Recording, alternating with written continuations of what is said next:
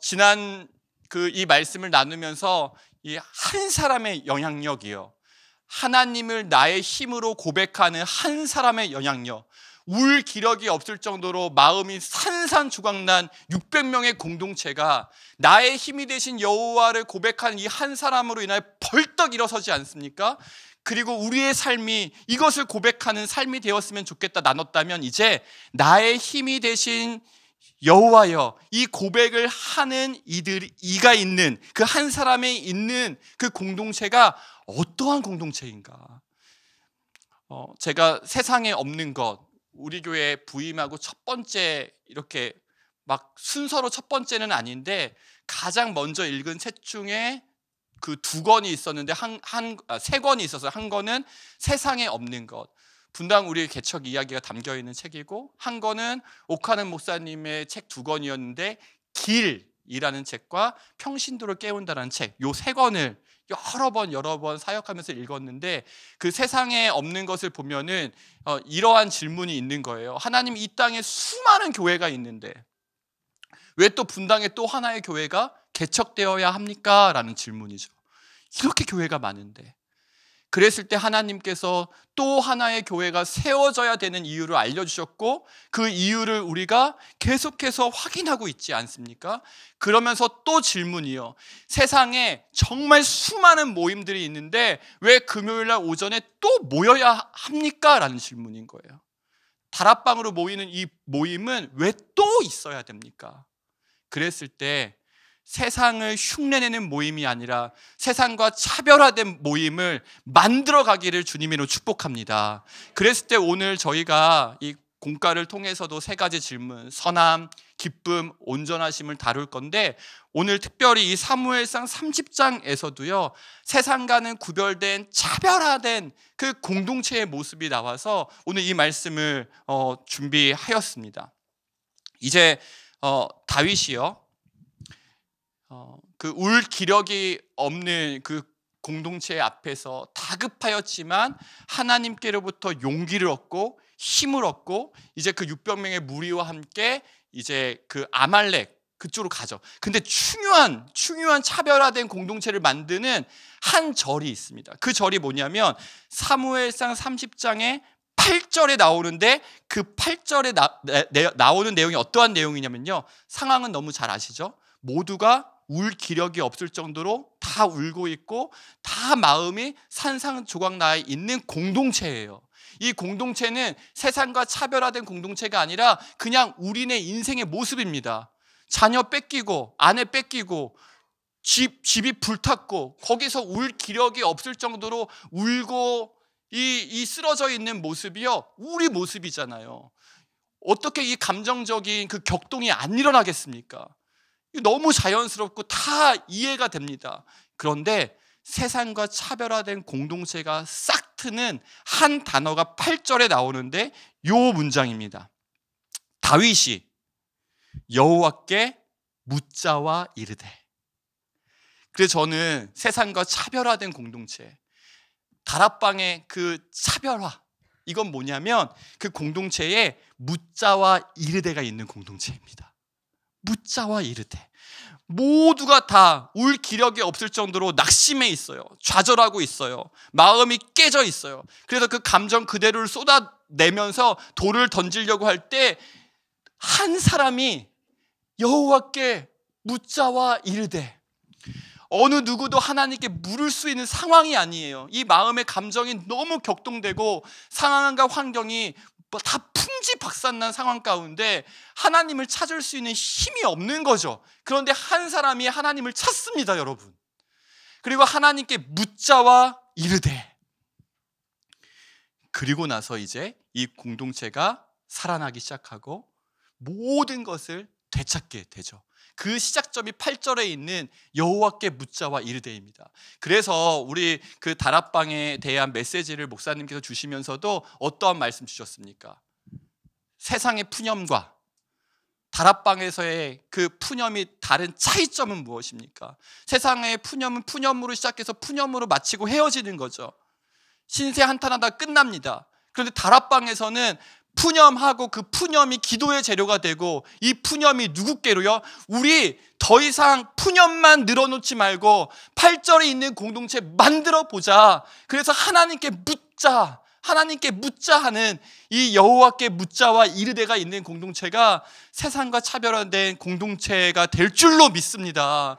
그래서요, 이 감정 격동 동일하잖아요. 우리도 감정 격동이 일어나면 빨리 이 감정을 쏟아냅니다. 그런데 이 한 사람이 필요해요. 여호와께 묻자와 이르되. 이게 여러분, 이 다윗 한 사람의 영향력이 컸지만 우리는 그 정도 영향력 없잖아요. 그 정도 막 600명을 이렇게 단번에 이렇게 이끌 수 있는 영향력이 저에게는 없습니다. 그러면 나에게는 이 영향력이 부족하다 그러면 어떻게 이 영향력이 힘이 될 수 있을까요? 이 한 사람이 여러 사람이면 가능합니다. 여러 사람이면. 한 10명이 모여 있습니다. 9명이 감정의 격동이 일어났어요. 9명이 다 푸념을 쏟아내고 신세한탄을 합니다. 근데 한 분이 말씀에 반응하신 거예요. 그래서 우리 이렇게 돌만 던지지 말고 우리 여호와께 묻자 했을 때 딱 어떤 분위기가 형성되기 쉽습니까? 왕따 되기 쉬운 분위기가 만들어지는 거예요. 다 공감하고 힘들다, 어렵다, 다 한탄하고 푸념하고 있는데 한 사람만 말씀에 반응해서 이렇게 하자고 했을 때 그 한 사람이 왠지 더 어려움을 겪게 될 때가 많이 일어나요. 왜 이렇게 공감을 못하니? 그거 중요한지 우리 모르는 거 아니다. 너는 기도하자는 말 좀 그만해. 이게요, 영적인 공동체는 아니잖아요. 근데 혼자서는 이 공동체를 만들기가 쉽지 않습니다. 다수에 파묻히기가 쉽죠. 관계가 불편해질 수 있고 애매해질 수 있고 찬물을 끼얹는 것 같고 곤란해질 마음에 두려움이 있습니다. 그런데 그 한 사람이 두 사람이면요, 그 두 사람이 네 사람이 되면요, 다락방에 처음 온 초신자는 어찌할 바를 몰라서 감정의 격동만 이야기했을 때에 이 7명이 손 잡아주고 내가 함께 기도해 줄게요. 같이 기도해요. 오늘 말씀을 보니까 감정이 격동되었을 때에 다윗이 하나님께 물었고 그 하나님이 이 공동체에 힘 주셔서 600명이 다시 힘을 내어 달려가고 잃어버렸던 모든 것을 되찾아왔잖아요. 저도 이게 어떻게 풀릴지는 모르겠지만 함께 기도합시다. 사무엘상 3장 1절에 보면 이러한 내용이 있어요. 여호와의 말씀이 희귀하여. 창세기에 출애굽기에 여호수아의 종종 성경 곳곳에 드러났던 하나님의 말씀이 이제 희귀해진 겁니다. 잘 들리지 않는 거예요. 그러면 여러분, 하나님의 말씀이 희귀하면 많아지는 것이 무엇일까요? 하나님의 말씀이 희귀해지면 사람들의 말이 많아집니다. 하나님의 말씀이 희귀하면 각자 소견에 오른 대로 이야기하기 시작해요. 저는 정말 하나님 꿈꾸시는 공동체를 우리 사랑하는 성도님들의 인생 가운데 선물해 드리는 걸 저의 목표로 삼고 있습니다. 저의 기도 제목이에요. 그러면 말씀이 희귀한 시대 가운데 어떻게 우리 공동체가 하나님의 선함과 온전하심과 기쁨을 추구했을까 했을 때 희귀한 이 시대 가운데 하나님의 말씀이 들리는 공동체가 된다면 세상 어디에서도 얻을 수 없는 하나님의 은혜를 입게 될 줄로 믿습니다. 그렇다면 우리가 여호와께 묻자와가 신앙의 습관이 되어야 됩니다. 다락방의 체질이 되어야 됩니다. 감정을 이야기하고 쏟아내고 토로하고 푸념을 내려놓고 신세한탄하고 몇십 년 전 이야기, 수십 년 전 이야기를 반복하고 이야기하는 공동체가 아니라 오늘 나에게 들린 하나님의 말씀을 나누지 못한다면 우리에게 생명력과 그 활력과 역동은 없습니다. 다시 시도하겠습니다. 오래전에 그 이야기들만 반복해서는요 생명력이 없습니다. 10년 전에 20년 전에 꽃 피었던 꽃이 오늘 시들어 있으면 이 시든 꽃에 무슨 생명이 있겠습니까? 저는 제 목표를 말씀드렸어요. 제 기도 제목입니다. 우리 사랑하는 성도님들이 인생에 한번 정말 꽃피는 시간이 오늘이기를 바랍니다. 그 꽃이란 건 뭐냐면요, 하나님께서 꿈꾸시는 이 모임을 내가 경험해봤다. 하나님께서 이 땅에 천국의 모형을 주셨는데 그게 가정이고 교회고 공동체입니다. 근데 가정도 때로는 기도 제목 너무 많아서 천국 잘 못 경험한다 했을 때 이 공동체에서 천국의 모형을 경험하고 이 죄 많은 이 세상 가운데 혼미하고 어려운 세상 가운데 하나님께서 꿈꾸시는 그 하나님 나라가 천국의 모형이 이런 것 아닐까? 라는 것을 맛본다면 우리의 신앙생활에 즐거울 거라고 생각을 하는데, 한 사람만 여호와께 묻자 하면 딱 왕따 되기 쉬운 분위기라니까요. 이상하게 그 영적인 걸 잘 인정해 주지 않고, 아, 너 또 그 소리 한다, 나도 다 안다, 나도 다 경험해 봤다, 그게 아니라 정말 여호와께 묻자가 우리 브라보시니어의 체질이 되고 우리의 영적인 습관이 되고, 그래서 우리를 생각했을 때 아, 그분은 여호와께 묻자와 이르되가 있는 분이셔, 우리 같이 묻자. 그랬을 때 오늘 생생하게 들리는 하나님의 말씀이 다락방의 축이 되기를 주님의 이름으로 축복합니다. 두 번째는요, 사람이 보이는 공동체입니다.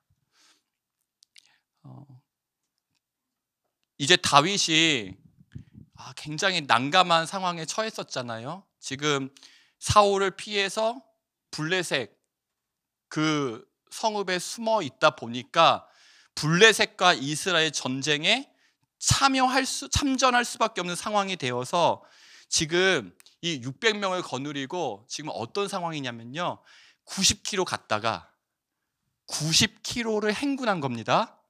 그리고 블레셋 방백들이 받아들여주지 않아서 정말 하나님께서 이렇게 피할 길을 주시구나 하고 다시 90km를 돌아왔어요.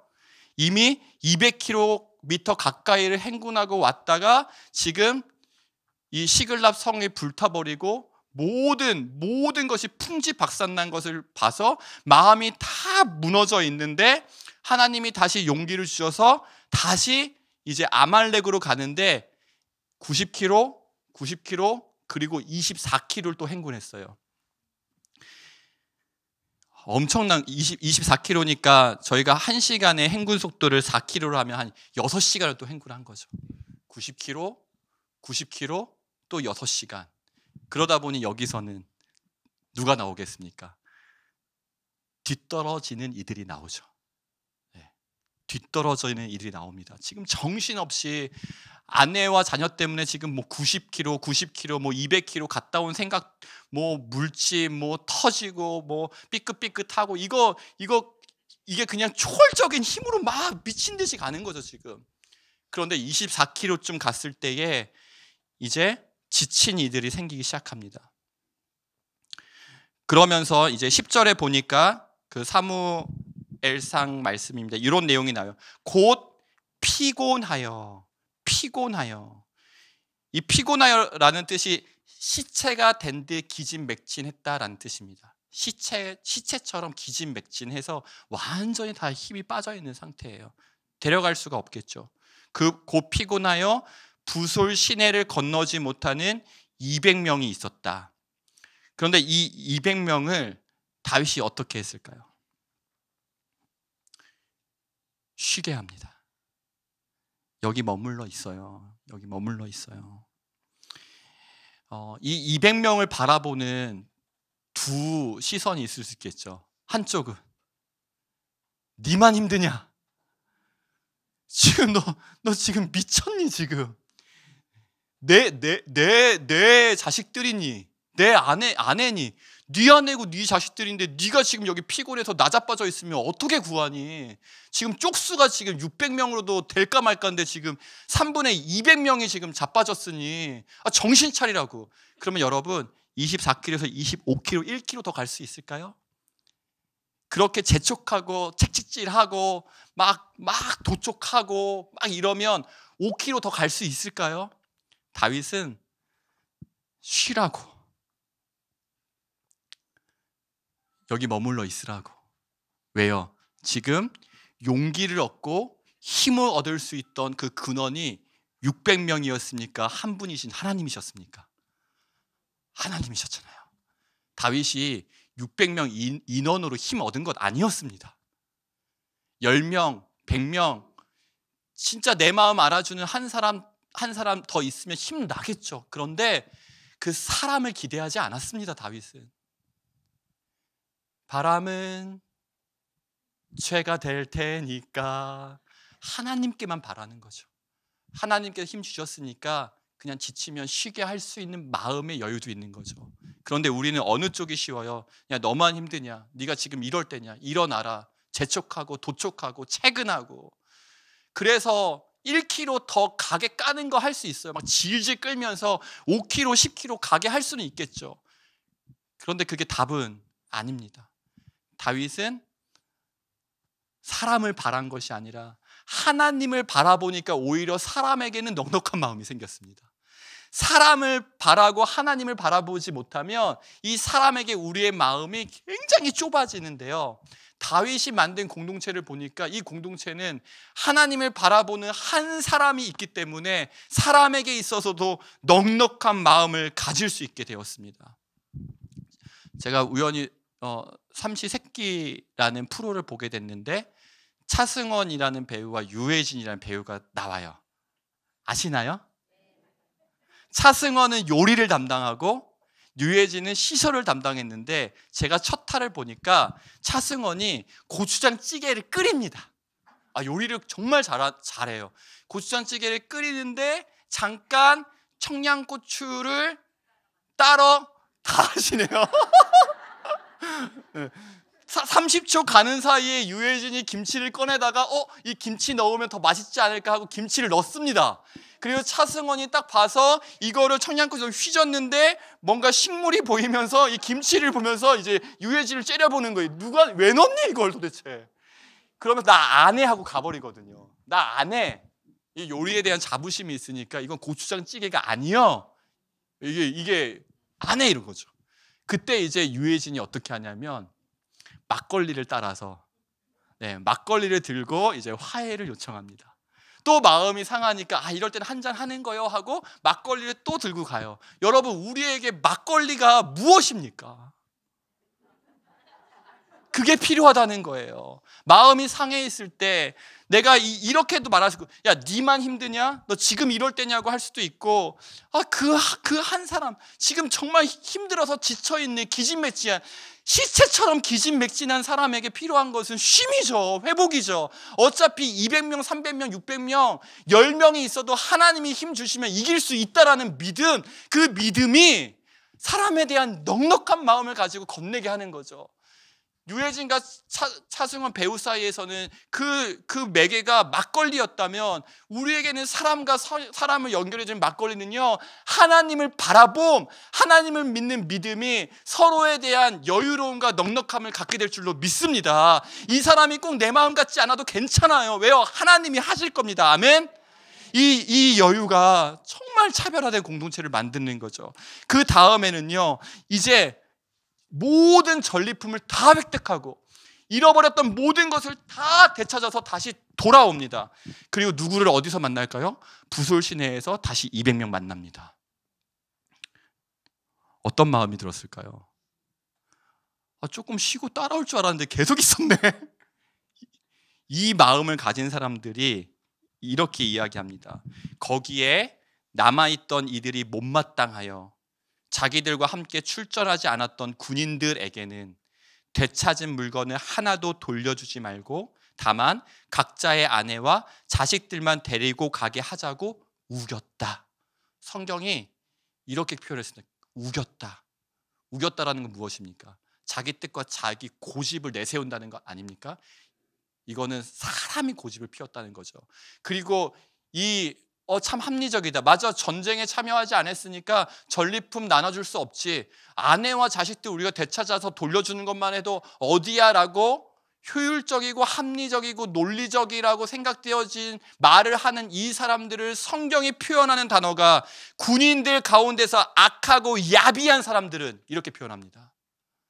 우리의 시선에서는요, 우리가 지금 전쟁에 나가서 피땀을 흘리면서 어떤 사람은 팔을 잃었을 거고 어떤 사람은 다리를 잃었을 수 있지 않겠습니까? 몸뚱이를 던지면서 이걸 되찾아왔는데, 그래서 이 전리품은 이 전쟁에 참여한 사람들과 나누어 가집시다.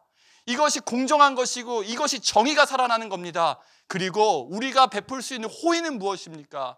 내 자식만 찾아온 게 아니라 이 부술 시내에서 지쳐서 쓰러져 있는 사람들의 아내와 자식도 우리가 찾아왔으니 이렇게 자식과 아내만 돌려주자라고 굉장히 합리적인 제안을 하는 사람들을 성경은 뭐라고 기록하냐면 악하고 야비한 사람들은